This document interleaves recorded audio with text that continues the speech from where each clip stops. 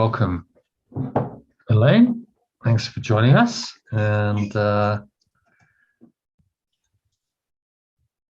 let's just have you had a question, so maybe ask that. Yeah. Okay. And then I was talking about this friend of mine who is overweight, but I spend a lot of time with her. I know her well. She eats well and she's healthy. She eats healthily. I mean, she's not a health fanatic or anything, but she should not be carrying that weight for the amount that she eats and the kind of food that she eats, which is on very much the healthy side. She certainly has an awareness about, health. And so she said that she had tried the intermittent thing and it didn't work for her. She said it didn't work for her at all on any level. Which I really found very surprising because, she's really not the kind of person who's got psychological issues. She's just a very healthy individual. I mean, we all have psychological issues, but what I'm saying is I was very disappointed to hear that. And I sort of thought, well, I don't know. I honestly don't. You're not with her all the time, so you don't know how she's eating. Maybe she's cheating with terrible things. I mean, it has been known that people cheat. Oh, no, I'm doing everything right. And then actually, if you track them, but I had the odd snack at night, or I forgot to mention that. And there are people who are very responsive to carbohydrates. So they store carbohydrates, the glucose that's produced from carbohydrates, as fat very efficiently. And so they will just they eat any carbs and they put on weight. Any of the kind of simple carbohydrates, so your pastas, rices, starch, potatoes, bread, etc., all of that, they'll just put weight on. So she might be one of those people, and maybe she's eating some of that. So she would just need to cut that out. She's definitely eating some of that. Yeah, well, there we go. Most definitely. I mean, she needs to cut that out. Just cut out that. I don't think there's anything particularly. So, if you cut out it's filler stuff, like starch is just filler. It bulks the meal up. But actually you don't really need it. So if you get your carbohydrates from vegetables and fruit primarily. And fruit you have to be a little bit careful of because some of it's high glycemic. So there's this glycemic index idea. You have this glycemic index is how quickly the glucose is absorbed into your bloodstream from a food. So high glycemic index is not good. White bread, glycemic index of 1, it's absorbed very, very quickly into your system. Ideally, you want things that are glycemic index of 30, 0.3, 0.4, that kind of thing. So it's 100 glycemic index, so it's 30 or 40. Carrots, I think, go up, 40. For example, tomatoes, these kinds of things are much more slowly absorbed into your system. So it's still carbohydrates, but it's got fiber and everything to slow down that absorption rate. So you want to avoid the complex carbohydrate, the simple carbohydrates that absorb quickly. And that's all the easy, cheap, quick stuff. You want to snack on something, you make noodles, or you have a muffin, or that kind of stuff. That puts on weight. That just, if someone's efficient at converting that into fat, they'll just convert that straight into fat, and then they're going to be not losing weight. So if she cuts her carbs right down, those kinds of carbs, and eats fruit and veg, and then protein. So the idea of the zone diet I was talking about is that you balance protein, fat, and carbohydrates in a certain ratio. So it's 40% carbs, and then eating the right kind of carbohydrates. So primarily vegetables and fruit, rather than the processed. Anything processed, it means that the fiber's been stripped out of it, and so now it's absorbed very quickly into your system, and that then creates glucose, blood glucose, which if there's too much of it, then your body kicks insulin in, and insulin is storage hormone. So then insulin stores it as fat. And some people, as I said, are very efficient at doing that. So they will just eat any kind of carbohydrate like that, and they'll just store the fat. So she might have been doing intermittent fasting, but if she's one of these people, it sounds like she is, who just converts carbohydrates very efficiently, then if she's eating carbohydrates, she's just going to pack on the weight. And her body signals. So with the intermittent fasting, her body might also respond to it like, oh, now I'm in fasting mode, so I better amp that up. I've got to store fat even more because I'm now in some kind of fasting mode. So then that tendency is even more predominant. So I would advise her to cut the carbs, cut those simple carbohydrates totally, because the carbohydrates that she needs, she can get from fruits and vegetables. So instead of having some kind of starch at a meal, she could say, right, I'll cut that out. I'll just have the veggies and the salad and stuff, and enough protein, and then as desserts, I'll have an apple or something. If I'm still feeling like it's a bit, I'll have some fruit or something. So it's lower glycemic index. So if she did that with intermittent fasting, I'd be very surprised if it didn't work. Okay. The zone diet actually recommends that you eat every sort of 5 or 6 hours. So that's his. So you get into this rhythm and you keep your blood sugar stable.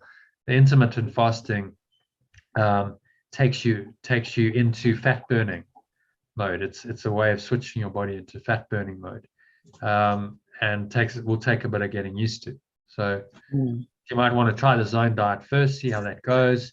Maybe she loses weight on it, because she should, if she's doing it properly and she's eating the right kind of carb, and then introduce the intermittent fasting and see if she's eating that way. So the zone diet is what you eat every 6 hours.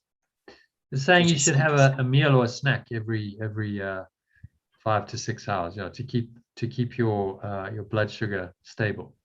But it defeats but I mean, it's a different idea. It clashes. It's totally But so anyway, I'll let her listen to doesn't work for her.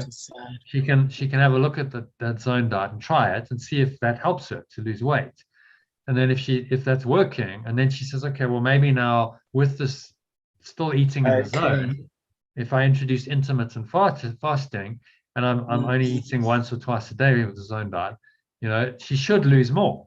And if her system is kind of reset, she shouldn't find that her blood sugar drops, because she's now tapping into fat reserves.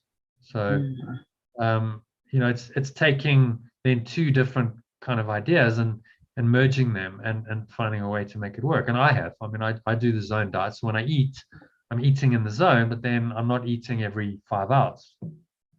For sure, I'm not, because I don't need to.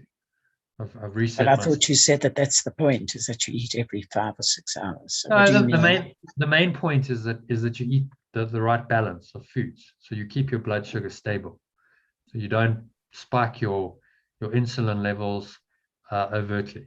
So whereas if you're eating simple carbohydrates and all kinds of rubbish, then spikes your insulin levels, and then you find that energy slump, like you get shots of energy and then you drop.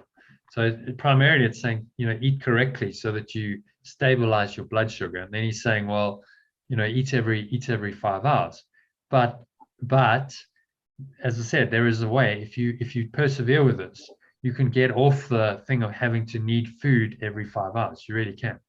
So you have one good meal and it's in the zone. And if you train yourself, you could easily go until the next morning, 12 hours. And you'd be a bit hungry, but your blood sugar wouldn't drop significantly, and you'd be okay. So it's just like a repatterning. So, but get her to do one thing at a time. So if she tries the intermittent fasting, she's probably going to go, that hasn't worked, so I'm not going to do it again. So try the zone diet. And there's a book, I'll send you the link. Zone Diet by a guy called Barry Sears. It's very similar to the paleo diet that Tim Noakes got into, started promoting.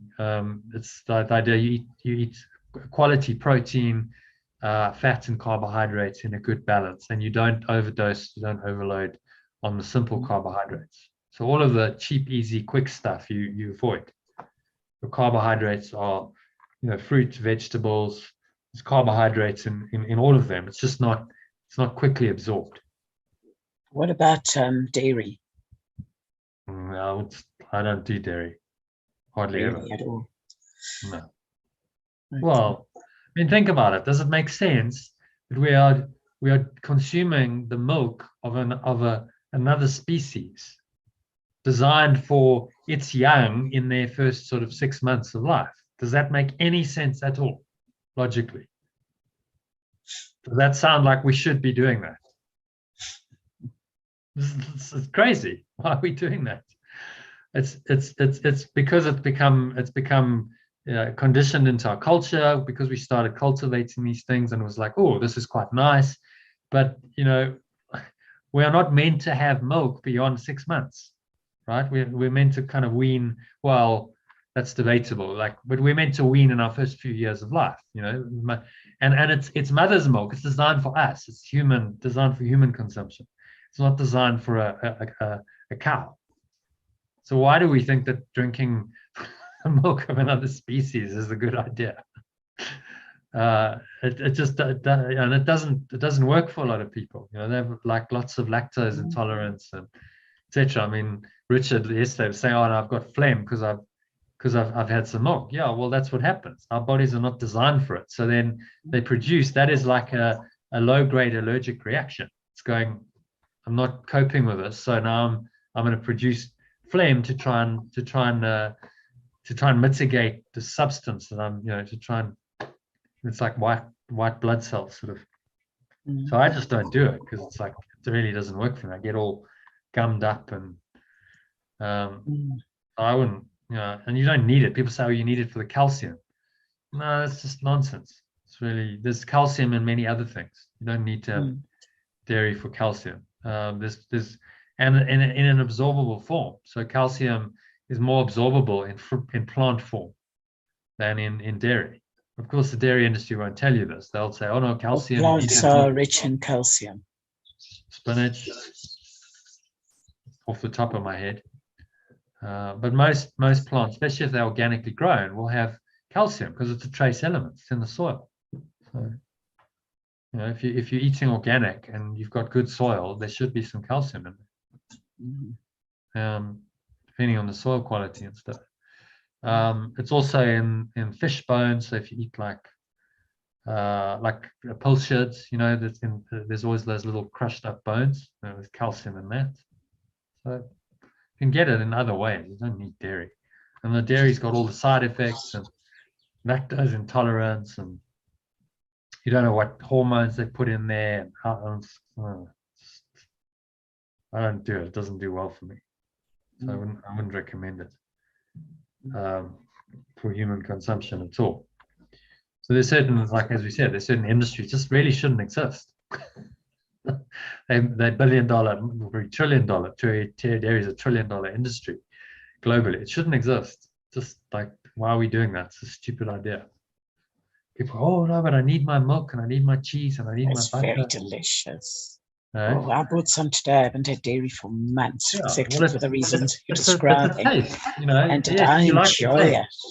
You like the taste, but is it good for you? Is the question. So it's a sensation. That's why we do it. There are lots of things we do that aren't good for us, but they're nice. So that's why we do them. Yeah, I know. But if you're not attached to the so if you're not attached to the sensation it gives you, then what you bothered about? It's just a sensation. If you are attached to the sensation, then you carry on doing it. Yeah. So then the way out, and spiritually you just go, this isn't the sensation, it's just a sensation. So I have a taste, it's very temporary, it arises, it passes away, and then I want more of it. Oh, now I've got to have some more. And then we go, but it's so fleeting. Well, that's the addiction. It's the addiction, and it goes, it's for temporary pleasure and negative long-term consequences. That's what addiction is. So we actually get addicted also to these tastes. Yeah. So, but these spiritual principles are the antidote. So, like, okay, what is a taste? It's nice. It's a temporary sensation. It arises and then it's gone very quickly. If you consume the food, So like, why the attachment to that? It's so temporary. It's like gone. Oh, and I have to have some more of it. And of course, the more you eat, the less satisfied you are because it's diminishing returns. So it's like, okay, like, you can have a preference. You can quite enjoy that taste, but don't get attached to it. If you don't have it, it's like, well, whatever. It's just a sensation. That's all it is. So why am I attaching such importance to such a fleeting thing? This comes and it goes like so quickly. And yet, this is the way our minds are programmed to attach to the ephemeral, what is not permanent, and give it all kinds of importance, and then keep trying to satisfy ourselves through the ephemeral. It's not going to work because the taste comes, these things go, they come and they go so quickly. So why do you think that's going to be any source of kind of lasting satisfaction? How can it be? Or at least it's temporary satisfaction. It's better than nothing. It's temporary, but then it's gone. But it was there for a couple of moments. It was there for a few moments, but then what you're denying is the permanent bliss that you could be in if you detached completely from your senses, you see? Because the one denies the other. You're addicted to temporary sensations, then you're never going to find that deep, peace and joy and bliss that comes from connection to your source, because your mind is trained to go seeking for temporary fixes externally. Kind of leads us quite nicely into this, actually. So maybe we'll just go into our third pathway for today. So I'm just going to share my screen. There we go. So yeah, do you want to read the first paragraph? I welcome the opportunity, even if painful, that my minute-to-minute experience offers me to become aware of the addictions I must reprogram to be liberated from my robot-like emotional patterns. Okay. How do you spot your addictions? It's easy. You just notice the desire. Stop at the first one. We'll just discuss it. Okay. So I welcome the opportunity, even if painful, a minute-to-minute experience. Okay, so moment by moment offers me to become aware of the addictions I must reprogram to be liberated from my robot-like emotional patterns. So it is definitely addictive. I mean, I'm talking about now this cheese, okay, which I have not had in months. I mean, I haven't bought it in months, put it that way, because I thought also there's pain in my body, maybe it's this. So today I bought some cheddar cheese. Oh, did I enjoy it? And I thought, oh, that's delicious. Let me have some more. Yeah.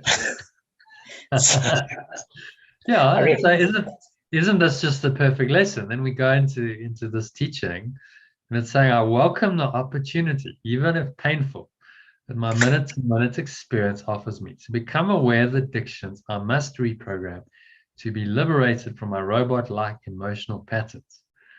Perfect lesson. Okay, so cheese is the lesson for the day. Okay, so you like the cheese, you had a taste sensation going on. You consumed it, so then you consume more. It's like, oh, no, I like this. So let me feed my face some more because this is a nice sensation. And that's how addiction develops. Oh, I like the emotional, the robot, where does the emotional thing come in? So often people are eating for emotional reasons, right? There's a taste sensation, but usually, or in fact, almost always, if someone is overweight, there's some kind of emotional problem. Okay, so they're using food as a way to comfort themselves, to substitute, as a substitute for what they really want, which is love.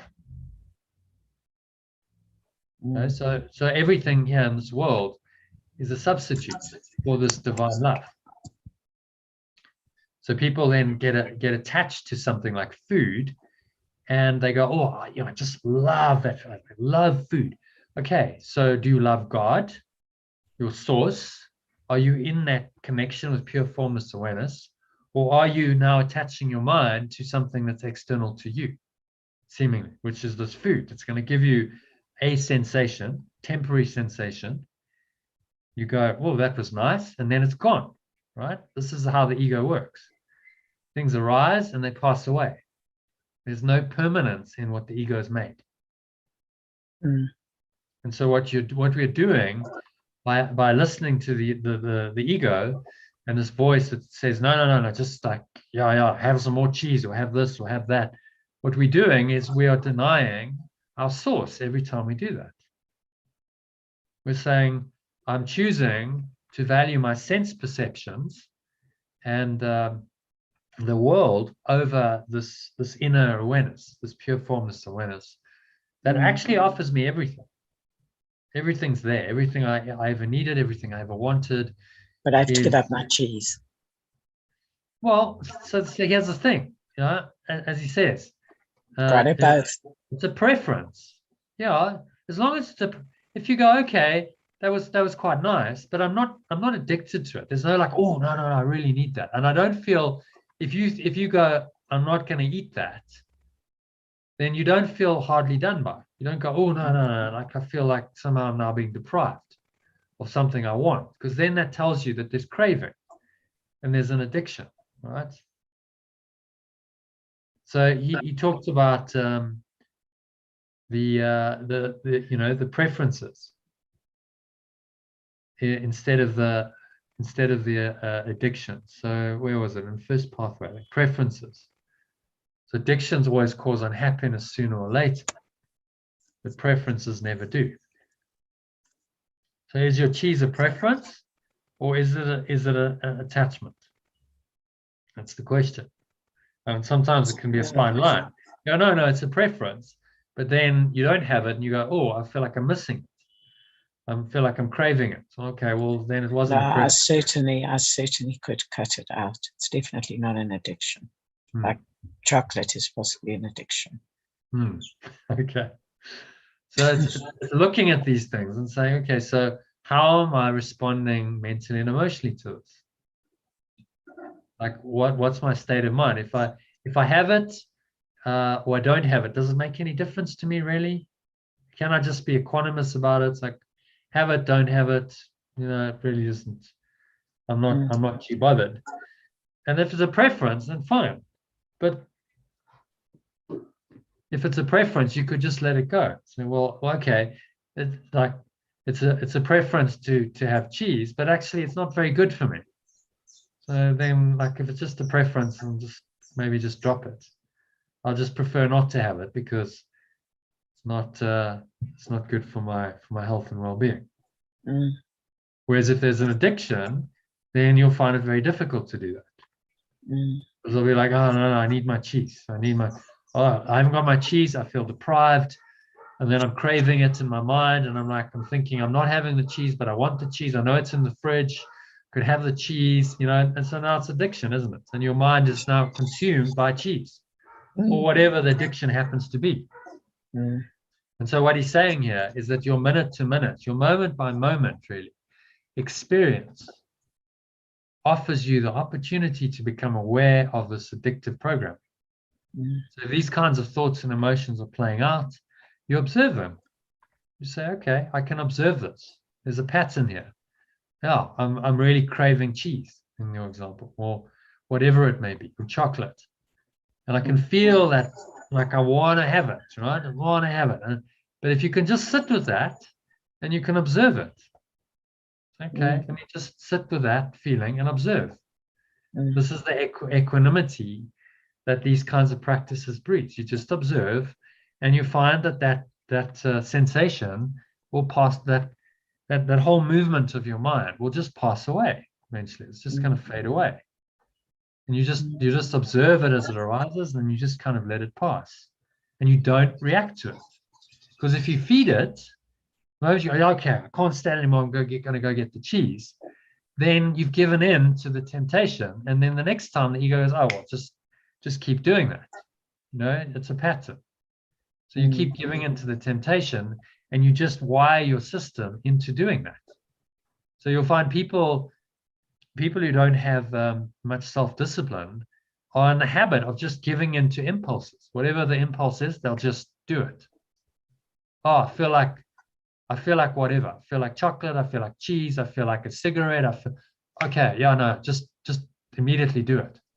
And the people who have self-discipline are able to observe those impulses and then go, no, my preference is not to do it. No, I choose not to. Although there's a feeling that, on some level I want to do it, I'm able to look at that and go, okay, but that's just a feeling, and I don't have to respond to that. I don't have to listen to this voice. It's now telling me to do this. And that is the essence of self-discipline. Just the awareness, self-awareness creates the self-discipline. So I'm now aware of the pattern and I can just observe it. And I don't have to react to it. And if I do that, I'll find that movement will dissipate, because these things don't last. These things come and go. So then it just dissipates, and I just let it go on its way. And if you practice these kinds of breathing techniques and so on, it's going to help you immensely to do this. Vipassana, breath watching and vipassana, observing sensations in the body, so helpful. Because you just observe, okay, I have a craving now. I'm feeling a sensation in my body. It feels like I really want to do this, and it's okay. Just sit and observe that, and let it pass. Be equanimous to it. Just let it pass. Don't react to it. So then, every time you do that, you're not energizing the pattern anymore. You're not feeding the pattern, and so those patterns then start to dissipate, and it becomes less and less. Your addictions then start to diminish. And they become preferences, and then eventually maybe there's not even a preference. It's like, well, it's nothing. I'm not really attached to this at all. Because you've just trained your mind to perceive it differently.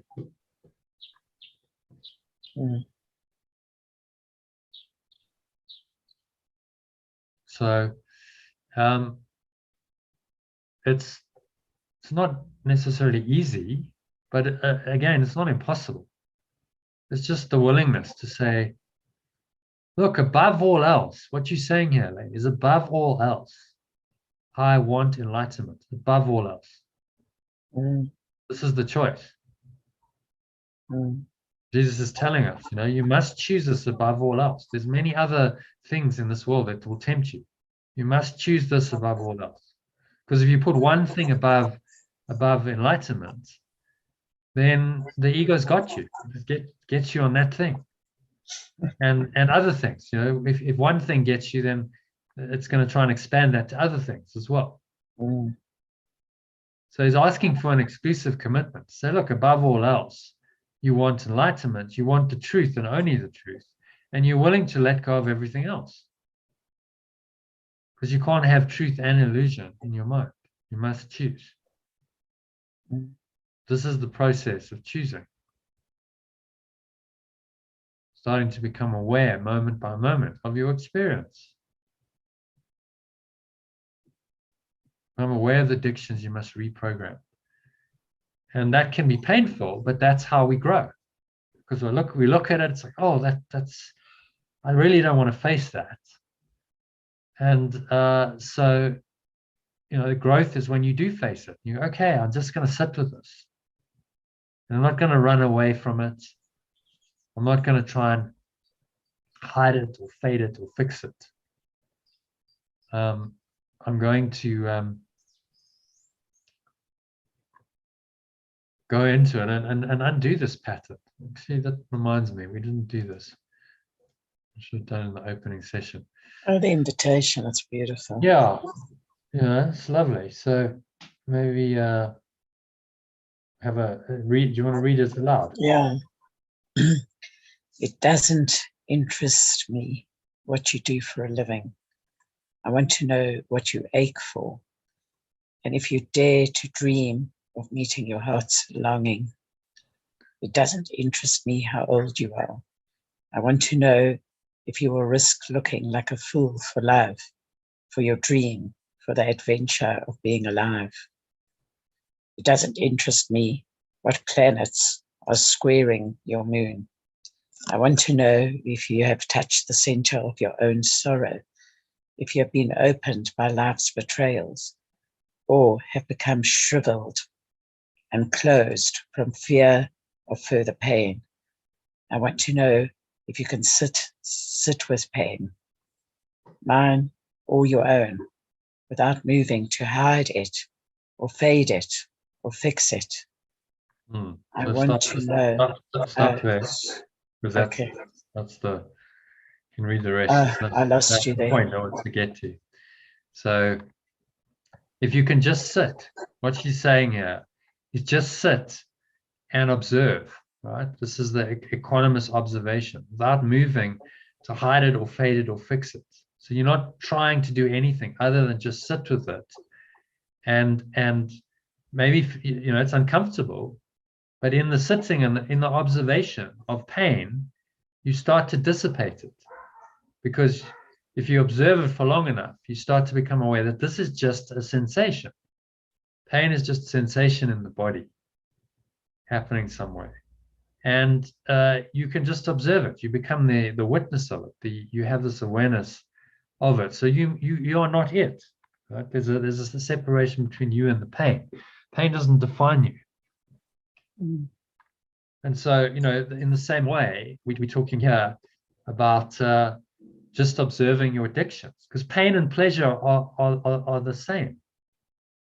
They're just mechanisms of the ego mind trying to pull you into its thought system and into continuously looking to the external for your reality, to justify the separate self that you've created. So whether you avoid pain or you seek pleasure, it's the same thing. As the Buddha noted, he said, whether you desire or you avoid something, if there's desire, craving, and there's aversion, it's the same thing. It's a movement of your mind away from its source, away from its center, which is ultimately never going to make you happy. And so sit with it. If you've got pain, don't try and, what we do in the West is, I've got pain, I need to go see the doctor, I need to fix it straight away, I need to whatever do to fix the pain. Okay, but just sit with it for a bit and just observe it. And even then, excruciating pain. Well, even excruciating pain. It's what is get some water. It's a sensation. The pain is just a sensation, isn't it? That's all it is. So you go, it's excruciating. Well, what makes it excruciating? Your interpretation of it makes it excruciating, doesn't it? Truth be told. You go, it's excruciating. I can't stand this anymore, because your mind is reacting to that sensation. And you go, it's excruciating pain. Well, is it really? Or is it just the way your mind's interpreting it? And so the way out of this is to just observe it with equanimity, and just not react to it. So you just sit with it, and that's what these meditation practices teach you. Just sit and be with it, and it will just, like in the Vipassana, you have quite a lot of pain to deal with. It's part of the practice because of the way you're sitting. So I'm doing it. You do learn just to observe. It's okay. I'm just scanning my body, and there's a sensation going on, and I'm not really attached to that. It's okay. It's just the sensation in the body. So I can just let it blow through. Just let it move through my mind. So the principle applies to both pain and pleasure. If you train yourself with pleasure, then you'll be much better at pain, you see? Because when you crave the cheese, the flip side of that is now you've got a pain in the body, and that's sore, and then you attach to the pain. Because it's the same modality of sensations and body awareness and making that real. So that's why you say, I want enlightenment above all else, You're saying, I'm willing to collapse this whole program of desire and aversion, craving and aversion, and leave this place completely. You know, there's no sense perceptions in heaven. There's no need for them. Sense perceptions were invented by the ego to keep its thought system going. So yeah, that's my comment on this. So do you want to read the rest of this? I think it's a nice poem. I want to know if you can be with joy. I want to know if you can be with joy, mine or your own, if you can dance with wildness and let the ecstasy fill you to the tips of your fingers and toes, without cautioning us to be careful, to be realistic, to remember the limitations of being human. It doesn't interest me if the story you are telling me is true.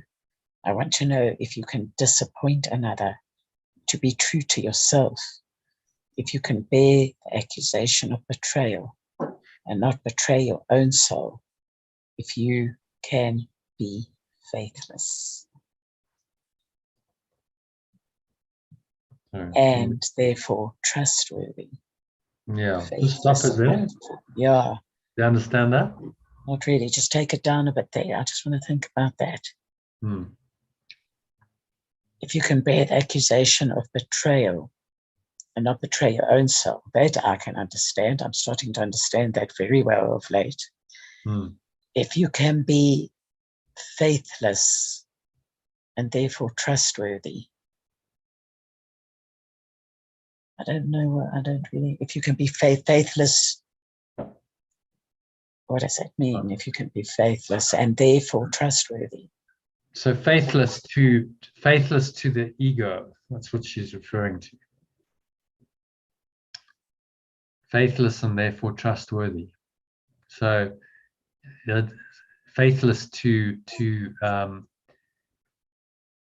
ideal or value that you once held, you see? So this is the idea that you're letting go of what you want. Could include letting someone else down as well. Yeah. Like so someone can accuse you of betrayal and you're saying, no, I haven't betrayed you because my own soul is my guide. And you know, if I'm in integrity to that, that's my guide. No matter what your perception of it is. You know, so that's being true to yourself.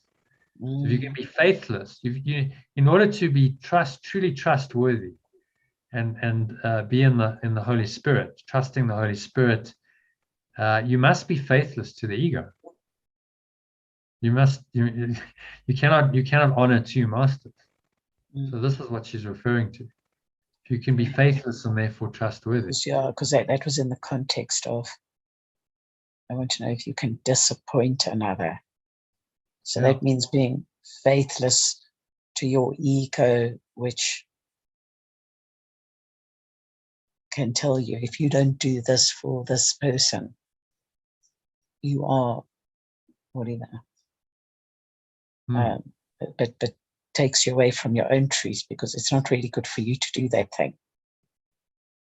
Yeah, so, exactly. And it's also, it's like it's what they teach in these shamanic teachings, which I found very helpful, is that you put yourself, life, and then others. That's the order of priority: self, life, others. For true integrity. So the idea of and if you want to develop yourself in a way that you will, as a result of that, be able to give people the best of you, but take care of yourself first. Yeah, exactly. And so you nurture yourself, and then you're capable of giving to others. If you're not taking care of yourself, and you're a mental and emotional mess, how can you help anyone? It's the airplane principle. You know, the masks in the airplane, they always say, put your own mask on first and then help someone else. Because once you're okay, then you're not freaking out and panicking. You can be calmer and you can assist them better. And sometimes it takes, it takes a lot of discipline and courage, because there are people who will say, "Oh, no, you're being faithless. You're disappointing me." There's all kinds of ideals that hold up for you. And you've got to say, "No, I'm faithless. I'm faithless to that, because this isn't true.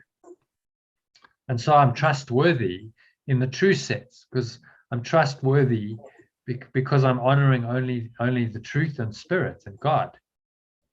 And so that's the true trustworthiness.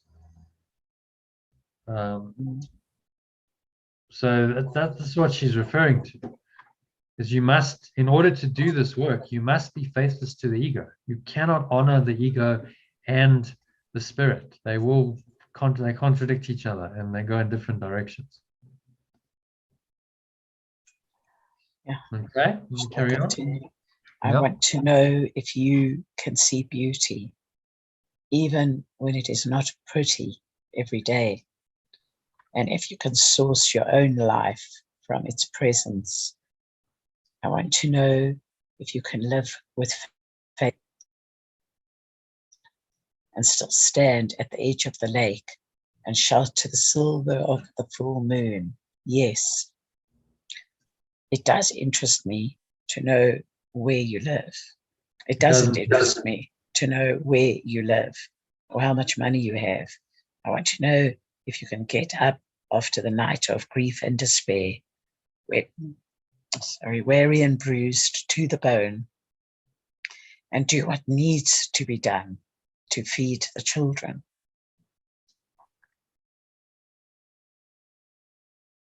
As I continue. Yeah, unless you want to discuss anything. And there she's saying, it's like, can you, when the chips are down, when things are tough, can you just carry on? Can you just let go and carry on and do what's required, without any resistance, without complaining, and all the other stuff's irrelevant. Where you live, how much money you have, all of that. She's talking about, like, what happens when the chips are done. Like, who are you really? So let's cut through all the BS that so many people attach so much importance to. Where you live, what car you drive. Like, in the end, it comes down to like who are you at your core when the chips are down, when it's difficult? Will you dig deep and do what needs to be done? Or are you going to go, "Oh, no, this is too tough for me. I'm out of here. I can't do it."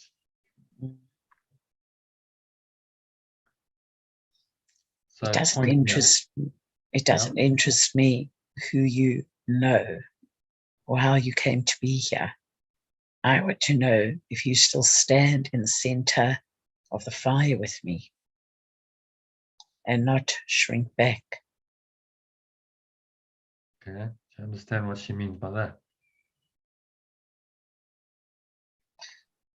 You'll stand in the center of the fire with me and not shrink. In the heat of whatever moment may not be very comfortable. Yeah, and it's a fire of transformation. Like this idea in alchemy, they talk about the fire is the agent of transformation. The alchemist uses fire to transform lead into gold and so on. So it's this inner fire. It's the fire of the spirit that's going to burn away all the impurities. See? So will you stand in that fire and not shrink back, not go, "Oh God, this is scary and I'm scared," and just go, "Okay, I'm going to go into that. I'm going to go into the fire." And knowing that if you can just be with it, whatever the discomfort is, because the impurity is burning away. Transformation is burning away is not comfortable, right? It's like, oh, there's resistance, and part of you doesn't want to let go. But can you stand in the presence of God, which is the source of the fire, right? This inner fire, and just let it transform you and be willing to be purified. That's I think what she's referring to. And not shrink back. So not fear. Most people shrink back. "Oh no, that's scary, that's dangerous, I don't want to go there." Rather this known world, this refers to the hero's journey we discussed. Rather the known world that I know, than this unknown, where I'm going into the fire and I don't know what's going to happen. And so I cling to my little known self and my known world, and I'm not willing to go there. And this is a call to say, no, stand in the fire with me and walk the path with me. And dig deep and find the spirit in you that knows that this is true and knows that this is what you really need to do and it's what you really want. And honestly, that makes cheese look ridiculous. If you really, you know what I mean? Like, it's a different order of reality, isn't it? Completely. It's like, do you want cheese and the material comforts and pleasures of the world, or do you want to stand in the fire of true transformation and find your source and find power and peace and love and joy beyond what you can conceive of, and experience that rather, and have ultimately an eternal experience of it? That Jesus is promising is this is eternal. Like, this fire is eternal. It burns within you forever, and it brings you so much happiness and peace and joy that nothing in this world can compare. So it's like, don't attach your mind to what is actually valueless. It's meaningless and it's valueless because it's impermanent. So this is the teaching. Everything that's impermanent is ultimately valueless and meaningless because it's going to fade away. It's not going to last. If you keep attaching to the impermanent, how can you expect to find what's permanent and true and real?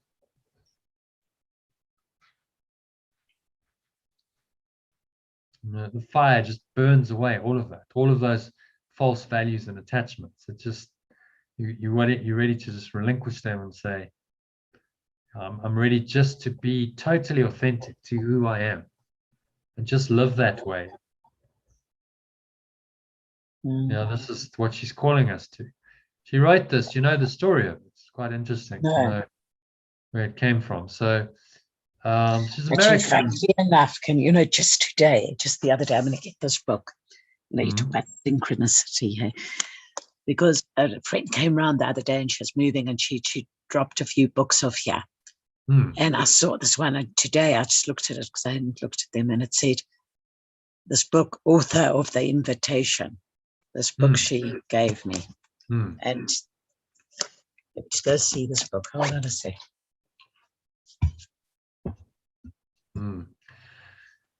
So she wrote this poem in the early hours of the morning. She'd been out to a dinner party.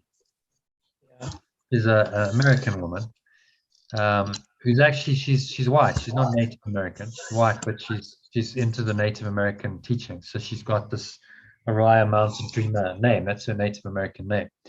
So she'd been to this. Here's the book. What's it called? The Mountain Dreamer. Oriah Mountain Dreamer. Yeah. Okay. What's it called? The dance. Okay. There's a poem. Yes. I can see it on the front cover. Oh. Yeah. So he kind of launched her career as a writer with this poem, I think, because she wrote this poem in the early hours of the morning. It was 1994, having been to one of these dinner parties where everyone was name dropping and saying, "Oh, well, I've just bought this car and I live here," and all of this kind of stuff. And in response to that, she just obviously felt like she needed to write something that was, authentic and true, because what she'd heard the whole night was just BS. It was not true. The BS, yeah. The BS, and so this was like, I feel like I want to express, what my soul feels. Yeah. And then it was early days of the internet, so email had just come around. Email was just like remember those days? Everyone checked the email. Everyone read every email. So I was like, she then sent it out on email and it went viral. Everyone's like, wow, this is amazing. I actually got something by email and this is a really good poem, and everyone shared it. And so it went viral on the internet in a way that, wouldn't happen now, because it's just like there's so much email. But then it was like people are getting 1 or 2 emails a day. I was like, wow, I've got an email. And reading them both. So you couldn't miss it. Yeah, you couldn't miss it. And then obviously it got forwarded on, and people read it and forwarded it. Yeah, And so it is it so went viral. magnificent. I mean, I've read it so many times, and it gets sent to me so many times, and I come across it because it's eternal. This is timeless. And so she is shamanic. She follows a shamanic. So this must be a medicine name, Oriah Mountain Dreamer. The Native American, name. The medicine name. Yeah. Because you get a medicine name. Yes. I also have a medicine name. Okay. Yeah. So I don't know her full history, but she's into it's Native American Indian sort of teachings and so on. Yeah, which are the shamanic teachings. Yeah, that's it. That's awesome. So I mean it's just she's speaking. You can tell she wrote it from the heart. Yeah, it's like a download. This is so powerful. I really think that this is a download. She didn't probably even write it. Well, yeah, it's one of those things, like spirit, Spirit writes through you. It's really being done through. If you're really inspired, the spirit is coming in you, and it's doing it through you, and it's a higher intelligence. It's something that I do get that feeling from this poem, that it's come from it definitely somewhere else. It definitely touches you at a deeper level. And so what's amazing is just the power of words, because the words carry the intention. They carry the energy of, her intention when she wrote it. And you read them, and then that transmits. Through the words. Amazing. So it's a carrier of, poets and writers are really just transmitters of energy. They're transmitting the energy they have, they feel, and then they express it in words, and that then becomes the mechanism for the transmission of that feeling, which is just an energy. And the great poets and writers do that really well. They have the inner feeling, and then they transmit it in their words, and people then can resonate with and feel that same feeling just through reading the words. Okay, so you want to finish that? So the last two paragraphs. Yeah, it doesn't interest me where or what or with whom you have studied. I want to know what sustains you from the inside when all else falls away. I want to know if you can be alone with yourself, and if you truly like the company you keep in the empty moments.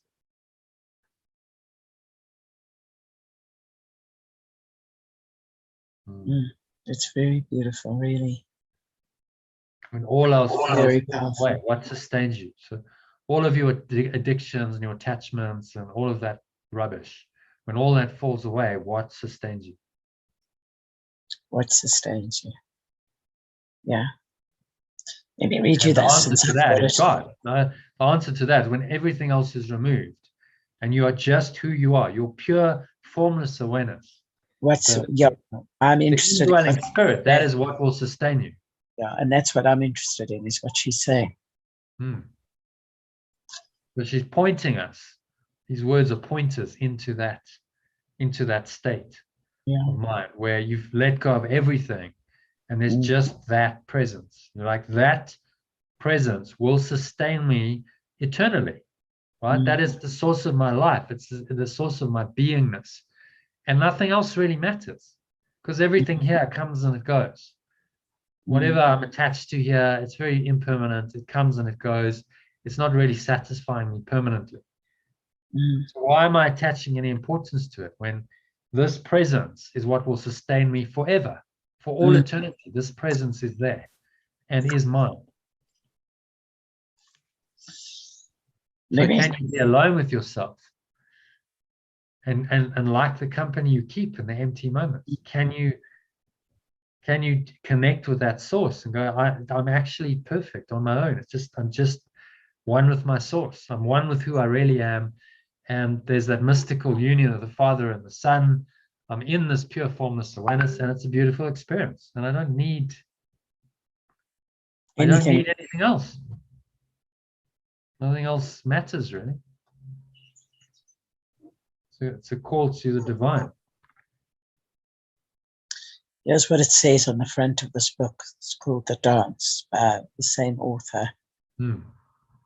Take me to the places on the earth that teach you how to dance, the places where you can risk letting the world break your heart. And I will take you to the places where the earth beneath my feet and the stars overhead make my heart whole again and again. And that place is really it's an inner state. There's no physical place. It's the inner state, the state of mind that she's referring to. Places come and go, no place on earth is really sacred in truth, because nothing in this world is sacred. People say, go to the sacred mountain or the sacred river or the sacred cave or the sacred shrine or whatever. That's all just our own projection. We might find that if we in the right frame of mind, we can be receptive to energies that are there, but it's still an internal experience. What's sacred is what's within you. And a place might be a catalyst for an awakening and a rising of that presence, but what's sacred is always within. There's nothing without. So let's look at paragraph 2 then. So you're comfortable with the first bit. Offers me to become aware. Welcome the opportunity, even if painful, with my minute-to-minute experience offers me to become aware of the addictions I must reprogram to be liberated from my robot-like emotional patterns. So this is just observing moment by moment. Okay, so what's my experience? Observe the sensations, observe my thoughts, observe emotions, observe sensations. And if I can do that without reacting, with equanimity, then this is part of my transformation. And I welcome these opportunities. Something is really painful, I welcome it, because this is helping me to undo it. Without this pain arising, I can't transcend it. What does equanimity actually mean, Jono? What's your definition of equanimity? It's being unshakable, unmoved. I'll Google it and just see exactly what it says. Actually, it's a word I've been wanting to look up for a while. Equanimity, calmness and composure, especially in a difficult situation, is the official definition according to Google. So she accepted both the good and the bad with equanimity. I quite like the idea of unshakability, right? I'm unshakable. So equanimity and Wikipedia. So here they've actually got a Wikipedia definition. It's having an even mind, coming from equanimitas, which is Latin, having an even mind. So balanced, even mind, stable mind. It's a state of psychological stability and composure, which is undisturbed by experience of or exposure to emotions, pain, or other phenomena that may cause others to lose the balance of their mind. So that's a fuller definition. Undisturbed by experience of or exposure to emotions, pain, or any other phenomena, right? So you are simply not attached. You're not reactive. You're non-reactive to whatever the stimulus is in the environment and to whatever emotions arise temporarily within you. You just don't react to them. You are just able to observe them, and you let them come and you let them go. They come in and they just pass away. So the whole Vipassana practice is designed to teach you equanimity, which is another way of letting go. Equanimity is really the same as forgiveness or letting go. Because in order to be equanimous, you must let go of the temptations. There's pain, there's emotions, and your mind wants to attach to that. And to be equanimous, you must let these thoughts and emotions and sensations go. So letting go allows you to be equanimous. Equanimity is the state of mind that you want to be in, And the letting go practice helps you stay in that, get into that state and stay in that state. Because things are going to come in, no doubt. You're going to get temptations, you're going to get emotions, sensations all the time. And you might feel tempted to react to them. And then the letting go process simply says, no, don't. Just release it. Breathe, exhale, release it with the breath. You don't have to hold on to this feeling, this thought, this feeling, this emotion, this sensation. You can just let it all go. Blow it all away with the breeze of your breath. And so you're unshakable. Doesn't matter what's happening in your life, what anyone says, you are completely unshakable. It's got their contents down the left there. Look at that. Etymology. Yeah. So there's a lot of Hinduism, term for equanimity, yoga, Buddhism, one of the four sublime attitudes.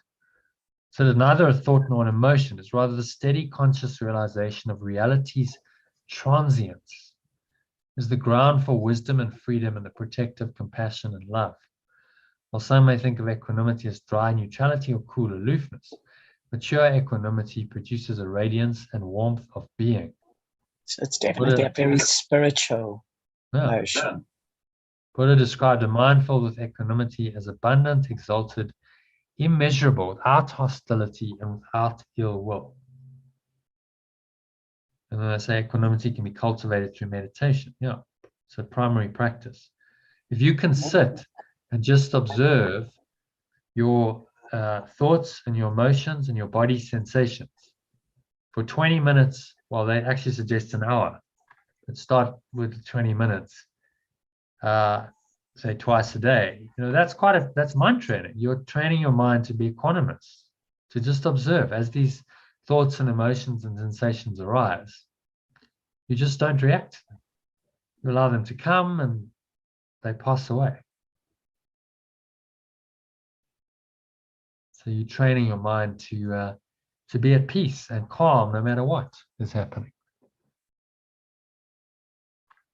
Which is the same, for letting go is designed to help you do that. Let go of what's disturbing your peace and you come into a state of equanimity. So equanimity is the objective, the state of mind.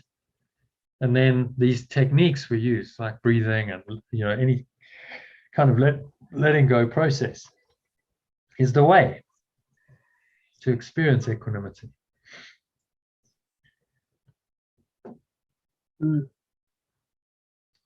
Yeah. Thank you. I've been wanting to do that for a long time. Yeah. So, it's helpful to understand the meaning of these words. Yeah. So you get, more clarity on, it's like, okay, now when you understand the meaning, it becomes something that you can adopt in your life. If you don't really understand what it means, then how can you really experience it? So you want to read paragraph 2? How do you spot your addictions? It's easy. You just notice the desires and expectations that you used to make yourself feel upset in various life situations. By tuning into your minute-to-minute stream of consciousness, you discover the addictions that make you feel worried, anxious, resentful, frustrated, afraid, angry, bored, etc. You thus use every uncomfortable emotion as an opportunity for consciousness growth. Is this thing that you came across this person who passed away and nobody really did anything with it? Yeah, after he died. He was a best-selling author in his time. He wrote a book, and I think it sold 1 million copies. So it's out there. But then he passed away, and there was no one who sort of took up the baton from him and said, okay, I'm going to run with this teaching. And so it just fell into disuse. And I picked it up, and I'm like, well, it's good stuff. Let's use it. And I'm sure he would want that. Wouldn't you want your material out here, to be used? So Yeah, he probably didn't for some reason have the time or something, because if he had already published a book, he would have known how to go about getting it out there, and he didn't get it out there. So, well, I think like during his lifetime, he was quite active and he taught and spoke and whatever. But then when he died, no one followed through. There wasn't like an heir or something who said, right, or someone he'd mentored who was like ready to take over. It just no one followed through with it. I'm not sure he had a family, so the family, there's, but basically, my research was like, there's no copyright on this. No one's claiming this stuff. So I'm like, okay, well, great, I'll use it then. If no one's interested in using it, I'll use it because it's it's good stuff. And so I incorporated it into stuff I was teaching and retreats, and then last year, a lady called Karen did it, and she was like, wow, these are really amazing, powerful. And I was like, okay, well, I need to actually like go through them before I just left them for other people to read. So I've incorporated it into the course as like, okay, we're going to actually go through these, day by day, one a day for the first 12 days to get through them. And it's another perspective on exactly what the course is teaching. A Course in Miracles is teaching this. This is just a different way of framing it. That's all. So he says, you just notice the desires and expectations that you use to make yourself feel upset in various life situations. Desires and expectations can be addictions as well. Yeah. This is what the Buddha is saying. Every desire, every expectation creates suffering. Huh? You make yourself upset when you have desires and expectations. Source of all suffering is desire. That was one of his key insights, became the second noble truth of Buddhism, because he observed that when people are desiring a lot and expecting a lot, then they're disappointed a lot and they suffer a lot because their desires are not met. And so he's saying, well, just drop your desires then. If you don't have desires and expectations, then you allow this emptiness, this pure formless awareness to arise in your mind. And that's very satisfying. It's fulfilling in itself. You don't need anything else. We use the desires and expectations to make ourselves upset. Who's upsetting you? You're upsetting you. That's the truth of the matter. No one else. Someone might have done something, but you only get upset if it violates an expectation of yours. You thought that you think it should be different. This person shouldn't be behaving this way. Oh, now I feel upset. That doesn't mean you condone like unconscious behavior. You don't go, oh well, that's just okay. But at the same time, you don't expect it to be different. You see, that's the key. So someone's behaving that way, and you go, okay, well, that's just where they at. They are behaving according to their current state of consciousness. Who am I to expect them to be different? They are where they are right now. That's it. Right. So maybe I could help them, maybe by treating them kindly, by forgiving, and I could possibly help them bring them out of that. Maybe I can't. Maybe my only job is to remain equanimous in the face of it. Just don't react. Equanimous. Is that from equanimity? Yes. Same word. Yeah. Okay. Equanimity is the noun, and I remain equanimous. Equanimous is an adjective. I'm in an equanimous state of mind. In other words, I'm unshakable. I'm not moved by anything. Unaffected. So you don't get upset then. So this is what all the spiritual teachers are pointing us to: a state of mind in which your peace of mind is undisturbed and undisturbable. Doesn't matter what's happening. You've trained your mind so that you're just not bothered. You're not worried by it, whatever it is. But to get there, you need to start observing. Right? So he's saying by tuning into your minute-by-minute stream of consciousness. So what's going on in your mind? What thoughts are happening? What emotions? What sensations? If you just observe those, then you discover the addictions that make you feel Worried, anxious, resentful, frustrated, afraid, angry, and bored, etc. Stuff all kinds of things just by observing. Most people don't want to observe. So they're never really aware of what's going on. And these programs then just run them. So they're just anxious all the time. They're not really aware of it. And the program's running them because there's no awareness that I'm anxious. Like they become identified with that state. And so now I'm just an anxious person and I'm just always stressed and there's nothing I can do about it. That's not the case. They simply learn to observe and they could do something about it. So you use every uncomfortable emotion as an opportunity for consciousness growth. This is the same teaching as the Course in Miracles. Everything is a forgiveness opportunity. So it's uncomfortable, it's difficult, use it as an opportunity to bring it into mind, look at what's making you uncomfortable and let it go. So very, very, very simple methodology. It does takes time to master. Okay, so any questions on paragraph 2?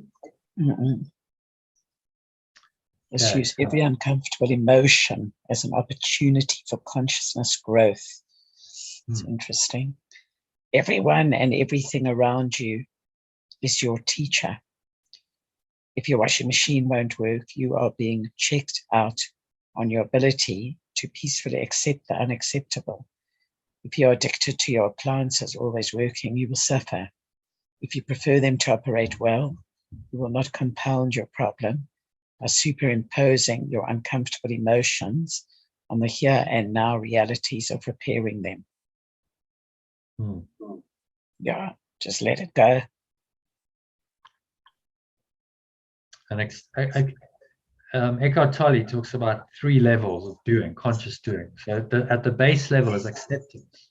If you can't actively enjoy something, you can at least just accept it. So there's no resistance to it. So, okay, so your washing machine breaks down. You might not enjoy that. Go, wow, this is amazing. I'm really enjoying the experience of fixing it. But you go, okay, I just accept it. Okay, the appliance is broken, needs to be fixed. Okay, can I fix it? No, maybe I don't know how to. Okay, well, I get on the phone, I make a call, and I call someone in, and they're going to come and fix it.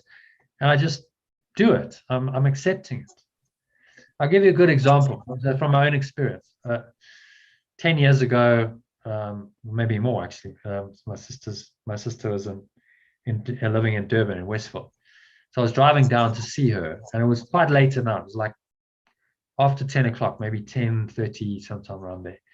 And I've still got like an hour or 2 to go, right? So I'm like, and I know she's getting stressed because she wants to go to bed, and so like there's a bit of that going on. And then suddenly I'm like, oh dear, I've got a flat tire. I can feel.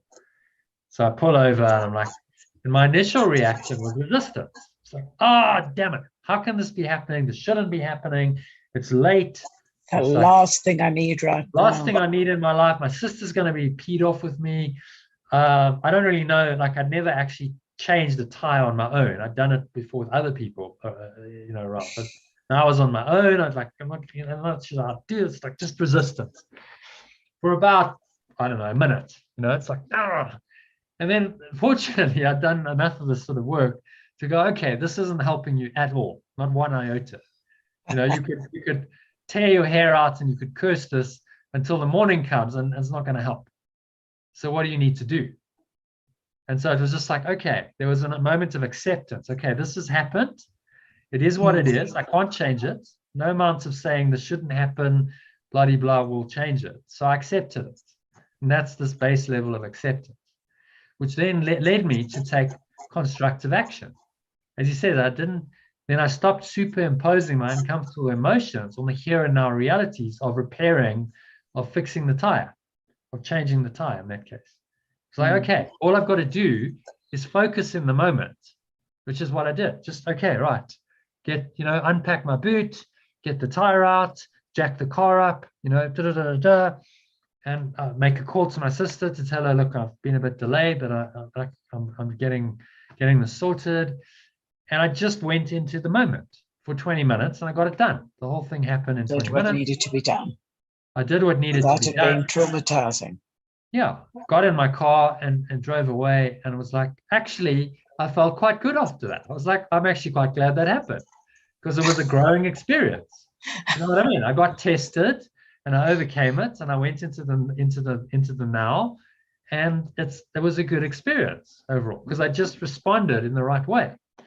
If I kept in that unproductive resistant state, then it wouldn't have been a good experience at all.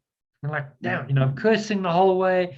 And I'm like, okay, well, no one's going to come and sort this out. So yeah, I've got to do this myself, but I'm cursing the whole time. And I actually quite enjoyed it in the end. From the acceptance, it did come into a state of, wow, I actually quite enjoyed that in hindsight, because I just handled it. I was calm, I was poised, I was equanimous. I didn't get too phased by it, and I did it. And so I showed myself that, okay, if I'm on my own, I can actually do this. I'm capable of doing this. Whereas, like, I suppose before, there's a niggling doubt. You're like, well, I haven't ever done that. Of course I can do it, but there's like, well, can I actually? Because I've never done it. So from acceptance came then a deeper sense of enjoyment and satisfaction later. But the acceptance was key. And that was equanimity, just not allowing those emotions to consume me, and just saying, okay, I just need to let those go and just get into the now and just do what I need to do. And that applies throughout life. Right, I'm just doing what I need to do. I'm not letting uncomfortable emotions create my reality, my version of reality of these experiences. I'm just in the flow. The flow is actually quite unemotional. There's a sense of underlying, it's more a state of being. Yeah, it feels quite peaceful and quite calming and tranquil, and there's maybe some happiness, whatever you want to call that feeling. It just feels quite good. But is that an emotion as such? Well, this is what equanimity is saying, not really. It's rather the steady, it's not a thought or an emotion. It's rather the steady, conscious realization of reality's transience. Right? So in other words, there is this pure formless awareness, which is true reality, and this transcends this world of sense perceptions entirely. And so you just stay rooted in that awareness that actually all of this is transient. And so you just crazy to attach to it if it's so impermanent. If you attach to it, you are going to suffer at some point. Rather, this is the ground for wisdom and freedom, protective compassion and love. So this is what's been called the ground of being. It's the isness or the beingness of who you are, really, in truth. And equanimity connects you with that. If you're in an equanimous state, you're in that state of being one with your source, one with God, in love's presence. There's many ways of saying the same thing. It's a feeling of just, you know what, I am okay as I am right now. That's what it is. So I'm not desiring anything. I'm not fearing anything. I'm not craving. I'm not avoiding. I'm just okay as I am right now. And that's a lovely feeling to have. I'm just going to pop off for 2 minutes.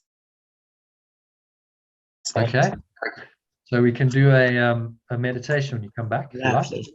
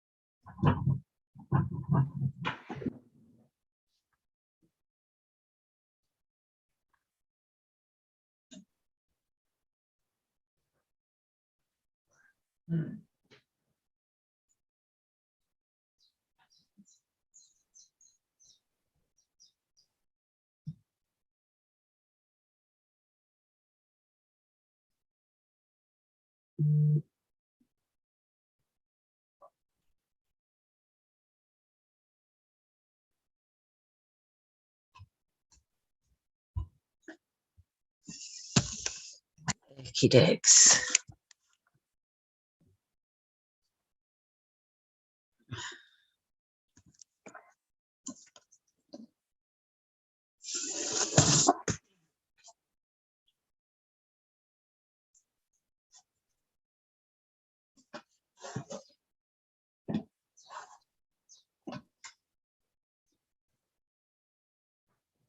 All right. You back, Elaine? Yeah. Okay. Let's do some power breathing.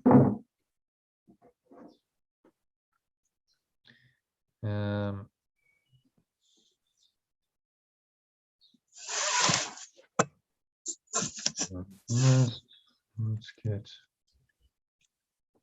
here. Okay.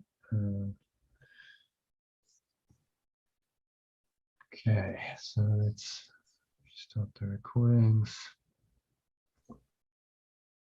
So actually, I want you to sit up for this one to start with. Yeah.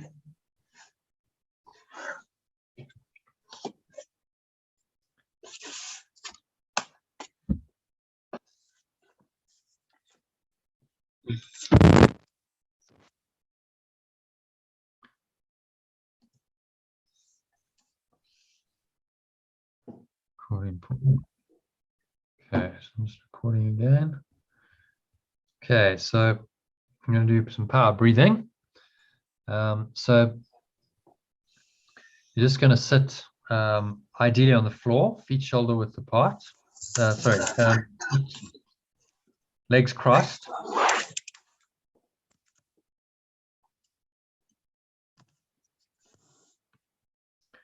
So there's two ways. You can just cross your legs, or you can have your soles of your feet together, whichever is more comfortable. I find the legs crossed can put a bit of pressure on my knees.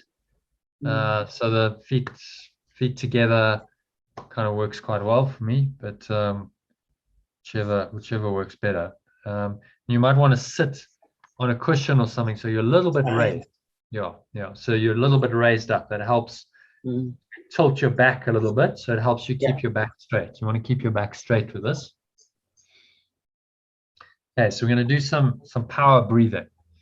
I'm going to just get my meditation bench because I found that is the best. Yeah, okay. Really getting the breath straight.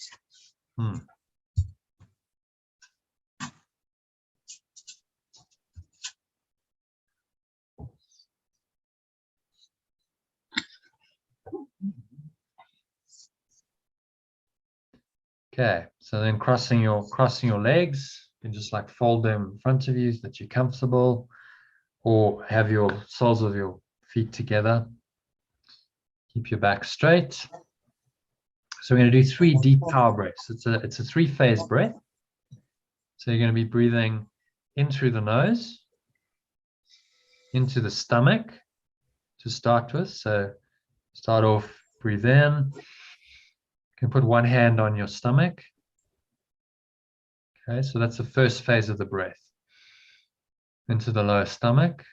And then I want you to squeeze your sphincter muscle. So that's the muscle you use to contract the flow of urine or squeeze the last drops out.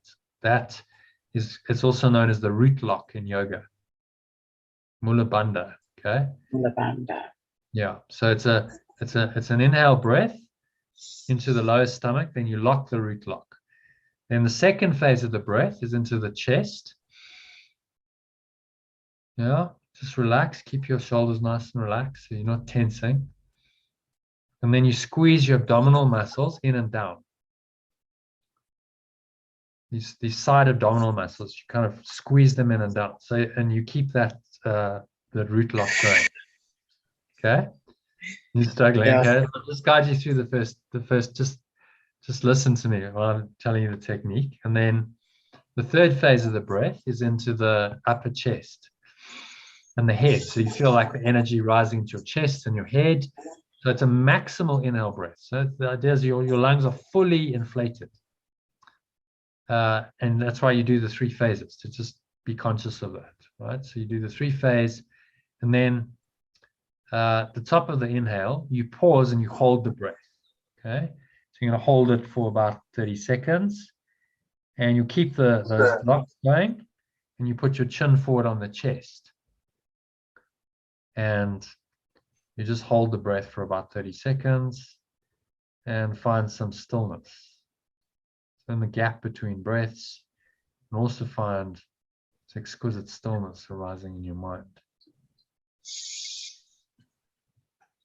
So you notice that. If you notice any difficult, uncomfortable emotions or sensations, just observe them. Don't react to them. And then you're going to bring your chin up and you're going to exhale out through your mouth. So exhale out through your mouth. And you feel that energy that you raised up into the crown just subsiding back down.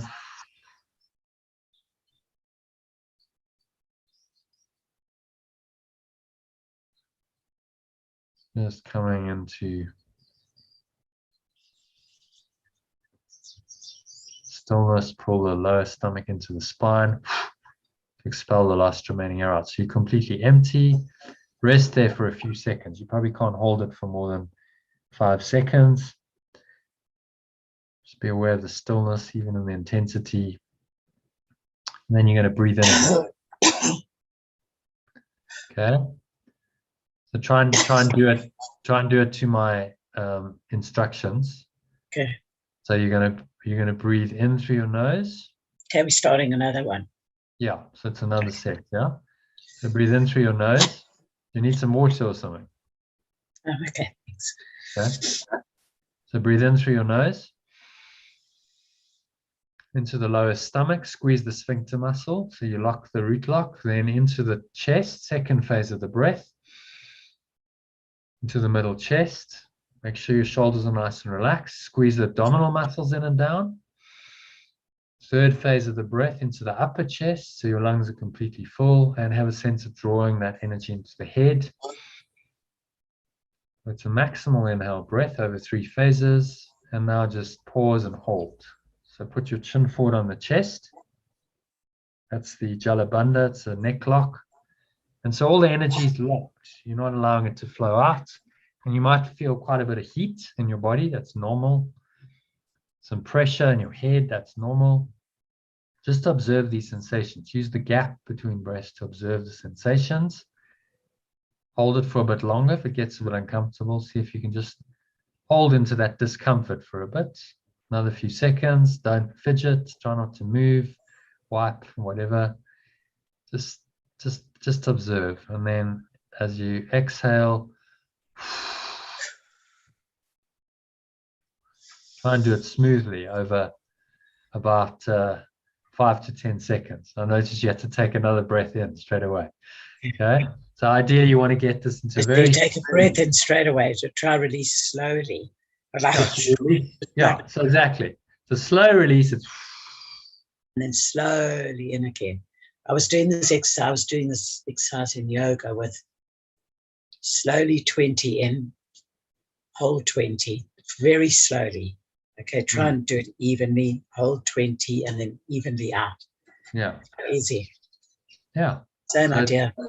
This is breath control, right? It's pranayama. It's learning to control the breath and make it nice and smooth. So instead of like, and you collapse the form and then you have to take another breath in, that's a lack of, you don't have control of your breath there. The breath is taking control of you. But as you practice this, you start to get more control. That's the idea. Okay. And what you're learning here is to fully oxygenate the system. So you're teaching your body to breathe in fully, use your full lung capacity, and then to start breathing this way normally. As you practice power breathing, you're retraining your lungs to breathe much more deeply. So you use more of your lung capacity, you breathe much deeper, you don't need to breathe as fast, you get more oxygen in per breath. It's a much more efficient way of breathing. So it oxygenates your system, and you activate the parasympathetic nervous system, which is the relaxation response. So it does very good things for your health and well-being. Very good for performance as well. Not that you're probably interested in that, but I learned this as a performance technique to help me to improve my squash, because you are using your full lung capacity and you're teaching your body to breathe in fully, so that every single breath you're getting maximum oxygen out of it, instead of this very shallow mouth breathing. Yeah. This over breathing, people are trying to get in air, but it's not going into the deeper parts of your lungs. So you're actually not absorbing very much of that oxygen from each breath. Whereas this, deep into the lungs, using every, and you're training your body now because you're holding your breath. So use every last bit of oxygen and pull it in. And then in the holding, there's a whole some amazing biochemical and physiological things that happen when you hold your breath for a long period. So do you know that in a low oxygen environment, which is what you create when you hold your breath, because your blood oxygen levels drop. In a low oxygen environment, stem cells get produced. That makes sense, doesn't it? Because in the womb, where everything's a stem cell to start with, and all our organs are formed from these stem cells, it's a low oxygen environment. We're not breathing directly. We're getting the oxygen from our mothers by the umbilical cord. Yeah? So it's a low oxygen environment, 2-3% oxygen. So if you mimic that environment by holding your breath, then you start to get stem cell production.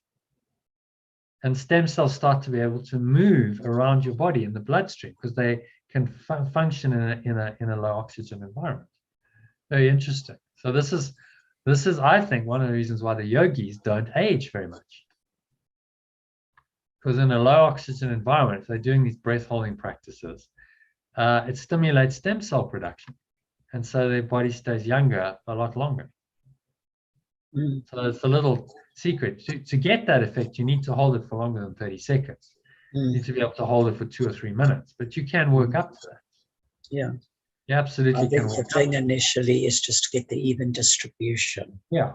The breath in, the holding, and the go. So I'll try that. Yeah. So let's try another set, shall we? Okay. So breathe in. Notice how the stomach rises. Clench the sphincter muscles so you lock the energy in. You can't flow out. Second phase of the breath. Feel like you're breathing into the heart center, the chest, and then third phase into the upper chest and into the head. So 3-phase maximal inhale, your lungs are completely inflated. Maximal inhale breath, and you just hold the locks, put your chin forward on your chest, chin forward on the chest, and try and relax so that you're not holding any tension in your neck and shoulders. Just very relaxed, gets you into being in this relaxed, calm state of mind. Which is ideally where you always want to be.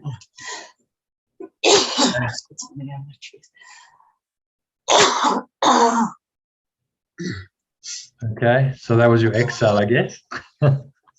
You exhale. Sorry, I couldn't. Yeah, it's okay. We'll try one more. Okay. Try and do this one like smoothly. So it's an inhale over about 10 seconds in the 3 phases, and then you hold for about 30 seconds. Yeah. And then as you exhale out the mouth, you release for about 10 seconds. Nice smooth exhale. And then at the bottom of the exhale, you're gonna pull the lower stomach into the spine and empty yourself completely. And then try and hold for a few seconds in that completely empty state. So that's just taking the exercise to another level. Okay, so breathe in through your nose to the lower stomach. Notice how the stomach rises. Just lock the energy in, and then chest rises. Squeeze the abdominal muscles in and down, and then into the upper chest, into the head. Relax the shoulder muscles, don't tense those. Chin forward so your neck is nice and relaxed, and hold for 30 seconds. I'm just going to go and get my washing it off the line. So hold for 30 seconds.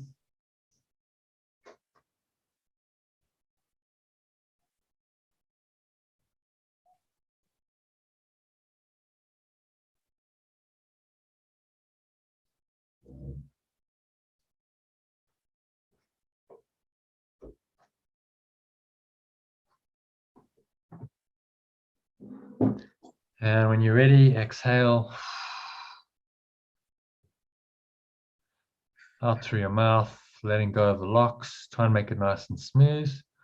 At the bottom of the exhale, pull the lower stomach sharply into the spine. to expel all the last remaining air out. And then you empty. So see how long now you can hold in the emptiness. Really not easy. It's the same exercise basically we were doing in yoga the other day. Yeah. So just that even distribution of the breath. And doing it smoothly. So the idea is everything's smooth. There's no jerks in between. You're not like suddenly collapsing and then you lose the form. It's like smooth inhale, hold, exhale smoothly, hold. Ideally, you want to hold between the inhale and the exhale as long as you hold between the exhale and inhale. Okay, so that's another level of like breath holding. It's not that hard to hold for 30 seconds between the inhale and the exhale, but try holding after the exhale when you're completely empty. Very hard when you've got no breath anymore. So yeah, but it's possible. So but you need to just maybe not release all your breath. No, you're totally empty, and in that empty state, you have to be okay. You've got to release everything you can, and then everything, and then you're totally empty. And in that, now there's no oxygen, so your blood oxygen levels drop. And this, if you can hold your breath, then not only is it mentally and psychologically a great practice, because you're overcoming one of the foundational things that ties your mind into this world, and that is breath. We think we need to breathe continuously in order to stay alive, right? This is a fundamental ecosystem. Yeah. So by playing with the breath and pushing these limits, you start to learn that actually maybe you don't, right? You can transcend them. You can bend the rules. You can break them. I can hold my breath for half an hour. Now, that's not because I'm something exceptional, extraordinary. It's just because I trained myself. I was willing to go through the training to do that, to be able to detach from that mechanism that we think we absolutely have to have or we're going to die. Doctors will tell you, hold your breath for 5 minutes, you're going to pass out, and no oxygen for 7 minutes, you're going to die, you're going to be brain dead. That's just not true. It's a lie. It's absolutely not true. There are many, many people, not just me, who can hold their breath for way longer, and they don't go brain dead. There are divers who go underwater, and they hold their breath for 20 minutes underwater. Yeah. In the Pacific Ocean, there's a tribe, and they've been doing this for centuries. So it's obviously now become genetic. They can hold their breath underwater for I think they've been timed at 17 minutes. Right. So what's not possible if you train yourself? If you get over the limits, oh no, you can only hold your breath for 2 minutes, otherwise you're going to die, kind of thing. It's just not true. And I can do 34 minutes. That's the longest I've timed myself for. And it really wasn't a stress. So I think what happens is another system kicks in. You're not relying, because we're an energy system. You're not relying on air, oxygen for your energy anymore, because it's all energy, right? So you're tapping into another energy system, which is internal, right? That is your own life energy, your Kundalini energy that's at the base of the spine. If you can tap into that, then there's more than enough energy there to fuel your brain. This is how the yogis do it. It's why they can hold their breath for 24 hours and nothing happens, because it's their own internal source of energy, right? Which is life energy itself. It's the very essence of life. There's nothing required external. It's all within them. And that's what these kinds of practices connect you with. The very, very source, the essence of your life. You start raising the Kundalini energy up the spine as you do this. You can start feeling as you practice that there's a tingling energy up your spine, a heat. This is a Kundalini rising. So in the East, they understood that when your Kundalini rises, and then you come into Samadhi. Ultimately, when Kundalini rises and it's done in a controlled way, because you don't want it to be happening too fast, then you come into the Samadhi experience. You come into the experience of total oneness with your source. You are in bliss, you are at peace, and you can stay there for hours. That's a Samadhi experience. So all of these practices are designed to facilitate that. Baby steps. You start with basics. Once you start to get some mastery of this, then you can go deeper. So in the Kriya Yoga, which is just an extension of power breathing, I was holding my breath for like 34 minutes. You go deeply into the presence of this pure formless awareness. So in the space where you're not breathing, it's like a stillness comes into your mind. There's a gap, and you just go into this. It's a portal into this eternal stillness in your mind. And that's all these things do. They connect you with that, that source and that stillness. And it's so amazing, just sitting there and you're not having to breathe, and you're just in this peace and your mind is quiet. It's a meditation technique. And you're teaching yourself with this power breathing to do it in the intensity of apparently not having enough breath. Initially your body's going to be like, oh, I need to breathe, because it's so used to breathing all the time that the resistance is actually just you so familiar with the pattern that now that pattern's been interrupted, and there's a part of it's like, no, you've got to get back to the pattern that you're used to. It's not actually that you need the air, because your body can survive for a long, long time without oxygen. So it's just habitual pattern. And so you're starting with these techniques to kind of break those patterns a little bit. So as you push out of your comfort zone, you go more than 30 seconds. Maybe you start extending to 40 seconds, 45, 50. That's all I did. I started with 30, and then I was like, okay, let's just build it up every day. I'm gonna try and hold it for 5 or 10 seconds longer every day and just see what happens. And then eventually you go starting to get to minutes. And it was quite tough to start with. I mean, I really felt that intense resistance, like just desperate to breathe, and then I wouldn't. So what I taught myself was that my mind is more powerful than my body impulse to breathe. I was not governed. My mind was lost. And ultimately, I broke through what I call the breath barrier into a state where I could just hold it, and it was really easy for half an hour. Yeah, but you can go into a panic. Yeah, well, it does, but it's like getting through that. So it's almost like you create. Have you got to take yourself through the panic? Yes, create a crisis for yourself and then get through it. And now you've trained your mind not to panic. And like, honestly, I think that was one of the best things I ever did. Because since I did that, it just raised my entire mental and emotional and physical energy to a different level. It was like you just broke through and went to a different level by doing that, by doing this. And I'm not suggesting you need to hold your breath for half an hour, but if you can start doing it for longer periods, there's no reason why you couldn't do 2 minutes comfortably if you train yourself.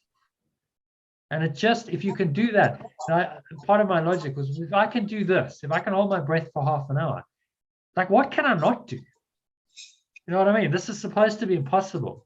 Like, I've done the seemingly impossible. Okay, so where are the limits? Well, maybe they don't really exist. Maybe they never existed. It's all just in my mind. They seem to be, physiological, but are they really? Are we really limited by these so-called limits? You have to breathe all the time. And that's just not true. You have to eat all the time. That's also not true. So we're not bound by these. It's a construct, right? We're in the Matrix. I mean, you've seen the Matrix movie? Long time ago. I need to see it again. Yeah, well, we're gonna watch it as part of our course. Oh, yay! Movie cool. Okay. In it, when he's training Neo, when Morpheus is training Neo, and they're in the studio. You remember they're having that fight in the virtual reality studio. And so he's just kicked Neo to the opposite end, and Neo's like, and he says, "What, you think that's air you breathing? Do you think that's what? You think that's air you breathing?" Because Neo's like panting away. You think that's air you breathing? There's no air here. This is a virtual reality in your mind. You see, it seems to be air, but all is not what it seems to be. So in the same way, you think this is air you're breathing. You think all of this is real. You think it's a construct of your mind. You are entangled. You're quantum entangled into your mind's projection of a reality. And your mind has constructed all of these rules and these limits by which it tells you that you have to live. And yet, if it's a construct in your mind that's created by the ego mind, then none of those rules, none of those limits are real. They're all mind created. And therefore, as Morpheus said to Neo, you can break the rules because you're not bound by these rules. He says they will never, the matrix, the agents will never be as fast or as strong as you can be. And Neo says, why? He says, because they operate according to the rules. So their minds are always bound by the rules. Your mind can be infinite, can be free of all the rules, can transcend all of it. It's a powerful message. That none of these limits really need to apply. And in these practices, you're starting to get out of these limits. The practices are designed to start to loosen the limits. So you're letting go of those limits and becoming more and more unlimited and more free, as you practice. Until eventually you're ready, at the end of your lifetime, you're ready just to lay the body aside. Okay, I'm just ready to let go of the body and all it symbolizes and all the limits. And I'm ready to go back to my own pure formless awareness, where body is not necessary. And I recognize that I really do not need a body ever again. There's no point in coming back into a body. I just want to be my own true awareness. That's all. And so now I've come into the enlightened state of just being the spirit, with incorporeal, without the need for a body. Because we don't need a body. You have an awareness that exists apart and it transcends the body entirely. So why do you need a body? You only need a body to tell your mind, to convince your mind that you're separate. Well, look, I have a body. I must be separate because I have a separate body. So my mind must be separate too. Really? Is that true? Or is it just an appearance? It's ultimately not true. Okay, so that's power breathing. We actually practice that all the time. In the. Let me try that once more. Yeah, we can. You want to do one more breath? Okay. And you can practice this in your own time. I've given you an instruction sheet for it. So there's instructions. I've given you a video. In today's email, there's a video. I've given you the audio recording, which is also in the email and on WhatsApp. So you can practice this. And in all the meditations and the breath breaks that I'll be sending you, recorded and live, we do some power breathing. You noticed to start with, it's like breathe in, hold the breath, lock the energy in, hold. And then in that space, you now start to observe. It's a great space to now observe thoughts, emotions, and sensations, bring them into awareness, become aware of them. And then as you exhale, you let go. So it kind of works with this awareness in the space you create. And then you create some intensity and then you let go of all of that. It helps you to release whatever the negative thoughts and emotions with the breath. So that's always the first thing we do to set you into the meditation or the breath break is the one power breath. And then sometimes I'll do some more. So it's a foundational practice. And then we move into breath watching. So I'm using the two modalities hand in glove. Okay, so we'll do that. We'll do a couple of deep breaths, power breaths, and then we'll go into a little bit of breath watching to finish the meditation. Okay, so breathe in through the nose. Notice how the stomach rises. You can put one hand on the stomach if you find that helpful. Lock the energy in, clench the sphincter muscle. Second phase of the breath into the chest. Good. Try not to create tension in your neck. So relax your neck and shoulders. Breathe into the upper chest.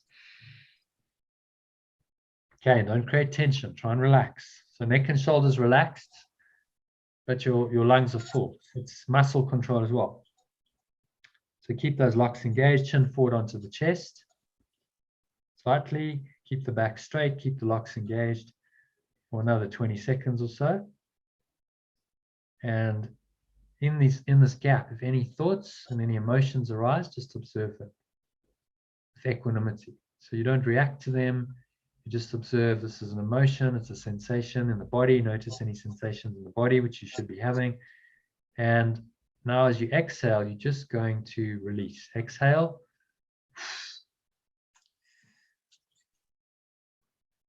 Just have a sense of letting all of that go. Thoughts, emotions, sensations, just dropping it on, relaxing. Relax your shoulders, drop everything down. Pull the low stomach into the spine. So you're completely empty. Hold it for a few seconds. See how long you can hold. Again, just appreciate the stillness that arises, the gap between breaths. And then you want to breathe in again. Breathing in through the nose. Notice how the stomach pushes out. Chest rises. Lock the energy in, so clench the sphincter muscle, clench your abdominal muscles in and down. Final phase of the breath into the upper chest, into the crown of your head. You might feel a warm tingling energy rising up. Pause.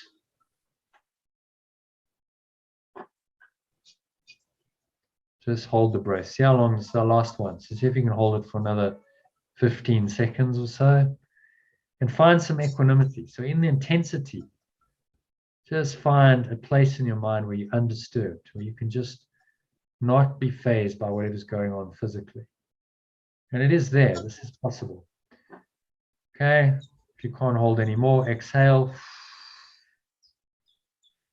Nice smooth exhale. Out through the mouth. Pull the low stomach into the spine. Release.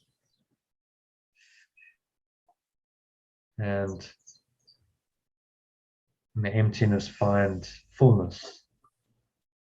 Paradox. Yeah. Yeah. Very difficult.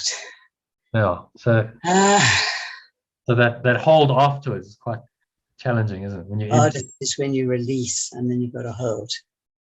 And so there's another level on of the letting inhale, go. I can hold it. Yeah. But after the exhale to hold it, it's like, ooh. Yeah. But you can do it. So when I was doing this, so I'd done some power breathing, and I was holding between the inhale and the exhale. And then I did a session with a guy called Dan Brule. I booked a one-on-one coaching session because he's a breathwork master. He's been doing it for 30 years. And he said, I told him what I was doing. He said, oh, no, you should definitely hold between the exhale and the inhale for as long as between the inhale and the exhale. I was like, okay, that's a whole nother level. And initially it's hard. But after a week or so persevering, I was just able to do it. It was like, again, broke through a barrier. It's just like, okay, I'm just holding when I'm empty and it's fine. Because you're reconditioning this mental, it's a mental mind-body system, mind-body attachment that you think you need to breathe regularly all the time. Your body's so used to the flow of breath that when you don't, it gets very stressed and there's oh, you need to breathe. Yeah. Panic. But that's just conditioning. You can undo that condition.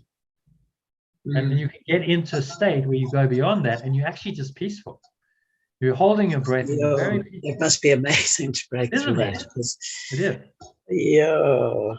It is. Because you've overcome, you actually are facing these emotions, this stress is like primary base foundational ego stuff. At the very core of the ego, you have this need to survive and related to the body and stress. And by practicing these things and bringing these thoughts and emotions up, you're actually releasing them. You're undoing them. This is why breathwork's so powerful.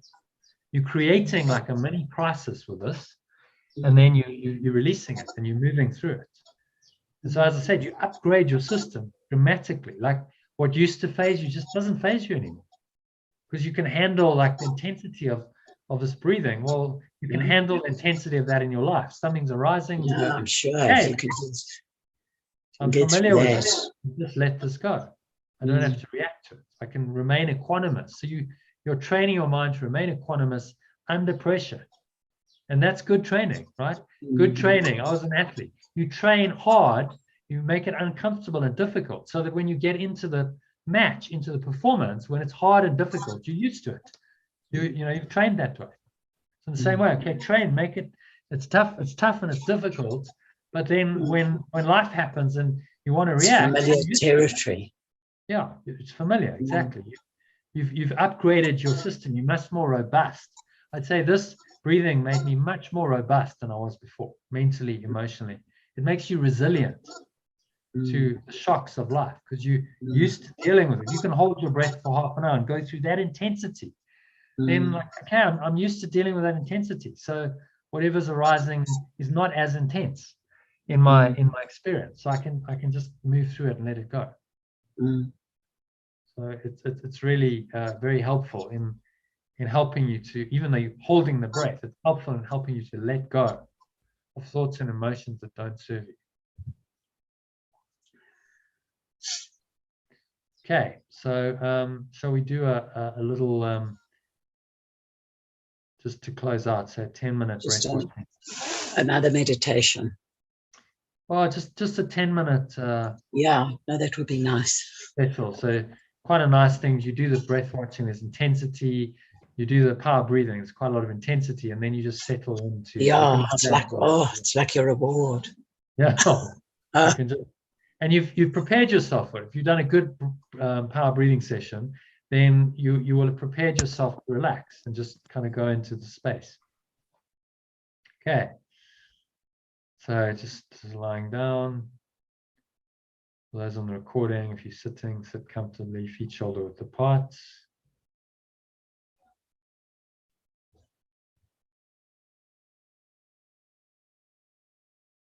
Back straight, cup your hands in your lap. And just have them by your side if you're lying down.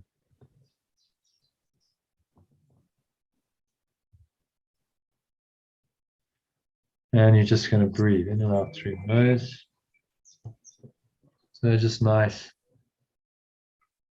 deep, slow, rhythmical breaths. In and out through the nose.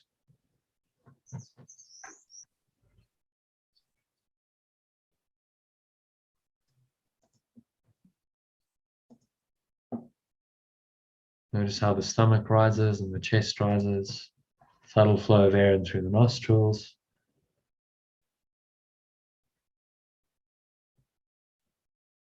Exhale.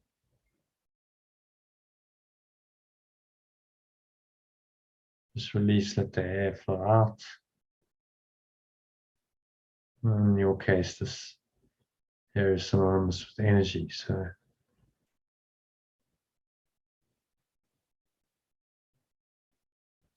you're just breathing in this life energy.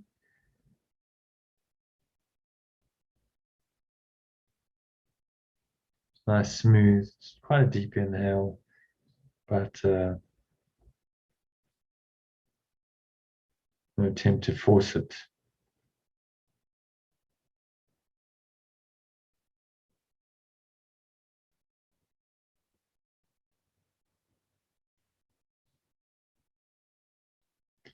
Just keep watching the breath. Notice how the stomach rises, the chest rises, subtle flow of air in through the nostrils.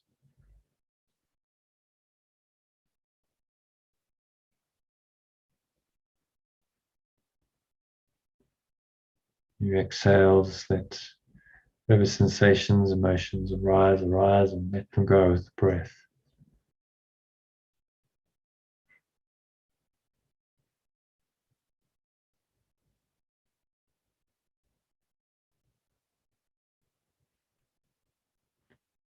So remind yourself there's nowhere else to go, nothing else to do, nothing else to think about for the next 5 minutes or so. Just breathe, relax, and be still.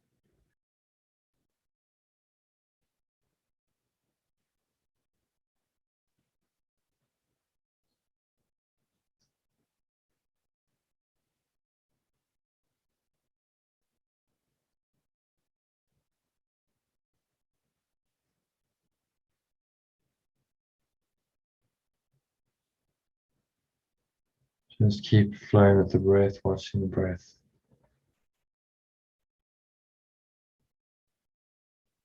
And adding in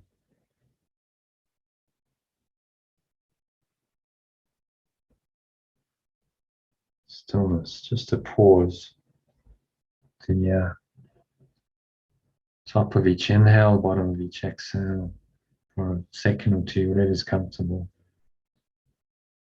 And just letting the breath breathe you. So there's no conscious stressing, straining, or striving.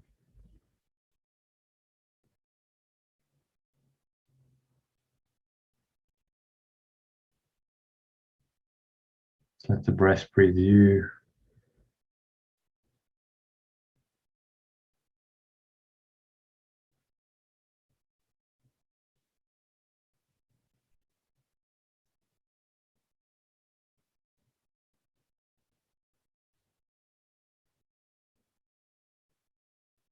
Nothing else to go, nothing else to do.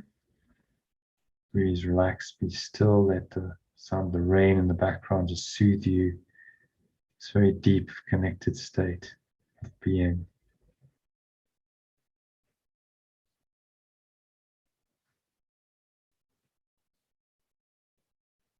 And just observe the breath, observe the subtle sensations of the breath flowing into and out of your nostrils.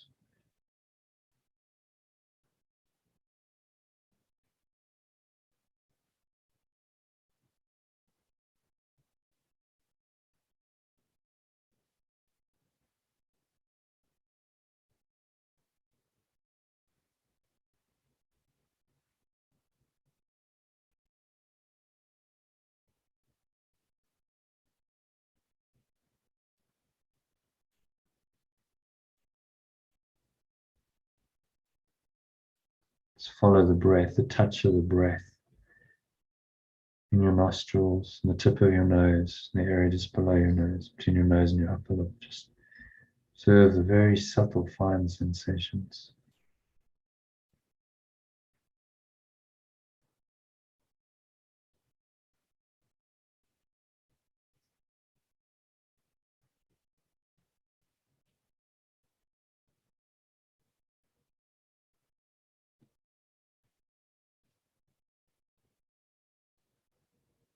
Just letting the breath take you deeper and deeper into the stillness.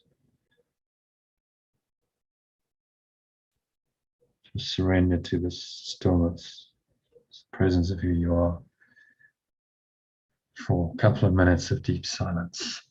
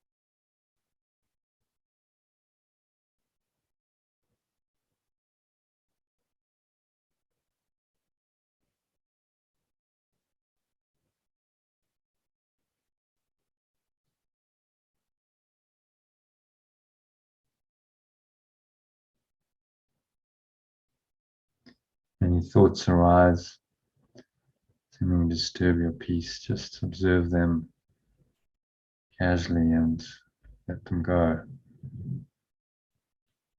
Just releasing them with the breeze of your breath, the nothingness that they really are. Just blowing away.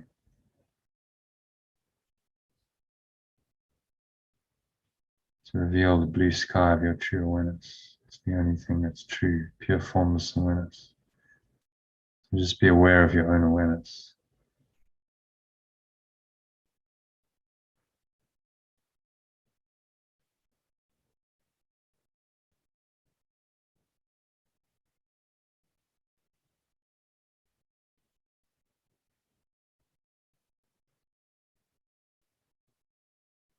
And just breathe in and out through your nose. Observe the breath for another minute or so of deep, restful silence. You just know that you are this awareness.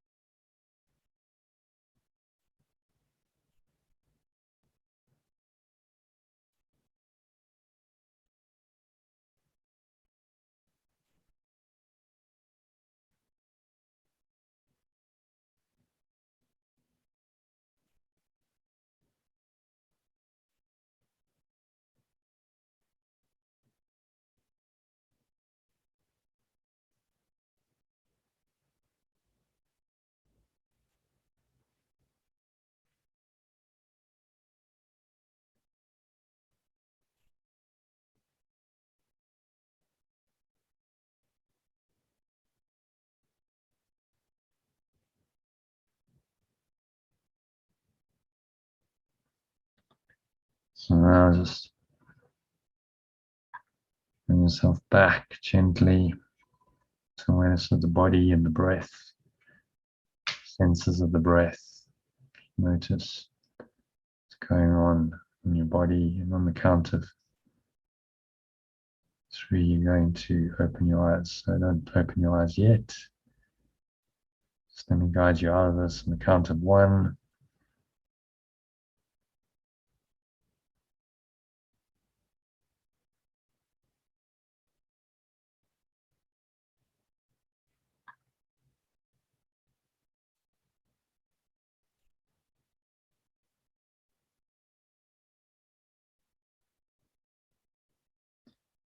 So observing, you breathe in the sensations of your breath, stomach rising and chest rising, subtle flow of air in through the nostrils. Pause at the top of the inhale. Just check in and scan your mind. So noticing any thoughts and any emotions.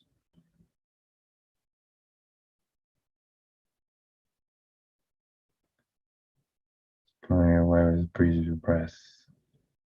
Exhaling out through the mouth. Notice the sensation, the air flowing out of the mouth, the chest and the stomach sucked back in.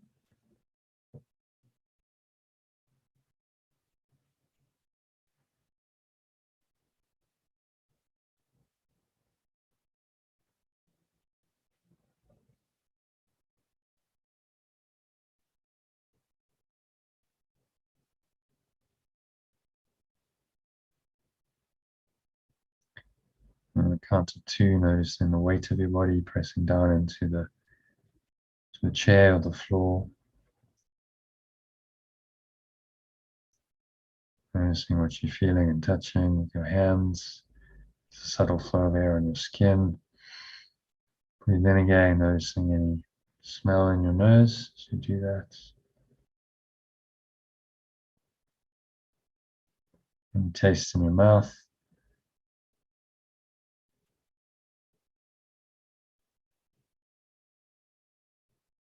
And notice what you're hearing in the surrounding environment. Just noticing all these things in this very still, calm, and surrendered state. Without attachment, without judgment.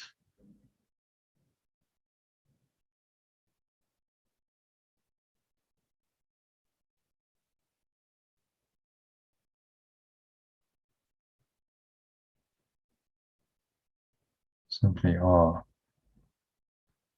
Come into your own true awareness.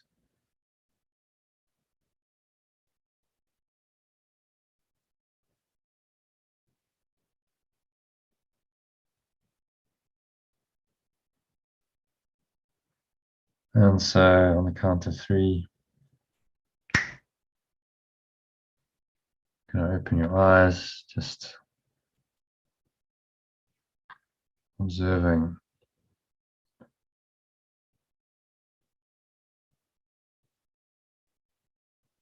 Observing the room around you with equanimity. So it means you're not judging things, not naming them, labeling them. They're just rising in your awareness and then passing away. Notice how state of awareness that underlies everything you see and everything you perceive is actually the same. We're learning that samadhi state over in the East, just the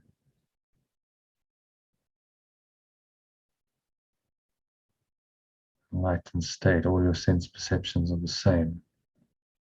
So just notice that it's very peaceful, it's very calming. As you notice the state, you start to make it your default state of awareness, anchor the state in, and